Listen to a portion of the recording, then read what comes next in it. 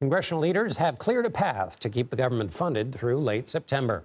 All they need now is the votes. In a statement Tuesday, House Speaker Mike Johnson said House and Senate committees have begun drafting bill text for release and consideration as soon as possible. But as soon as possible may not be soon enough. Lawmakers only have until the end of the day Friday to fund a host of federal agencies, including the Departments of Defense, Labor, and Homeland Security. CBS News Congressional correspondent Scott MacFarlane joins me now. So, Scott, what is the likelihood Congress will actually pass a funding bill before that deadline? And if they do, what are they going to have to do to make that deadline? Yeah, it's exceptionally good. That's the prospect of them passing this by Friday midnight. Never doubt, never underestimate the allure of a 2-week spring break and congressmen and congresswomen who have tickets to fly somewhere else in America Monday morning.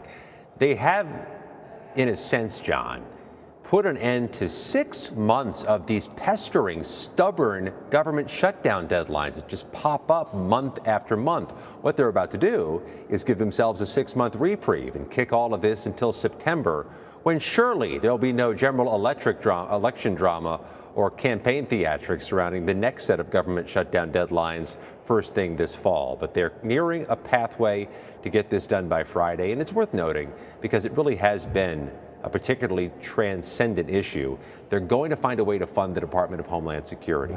That has been the background music to all these standoffs. What do you do about border security? How do you fund the agencies that deal with this migrant crisis? They seem to have a trajectory towards solving that issue, as well as funding those 7 other agencies on your screen, including the biggest user of taxpayer money, John, the U.S. Defense Department. How scratchy is it going to get, Scott, in terms of getting votes for the speaker?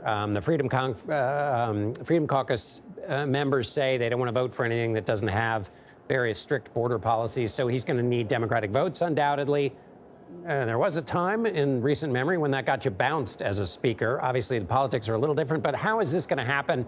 And is it going to be difficult, or has everybody found a way to accommodate this so they can get on that spring break?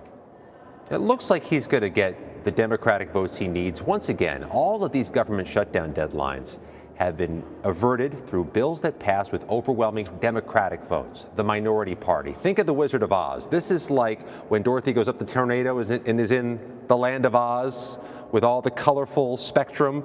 That's Congress right now. They have moved into a different universe where they do things outside the traditional rules.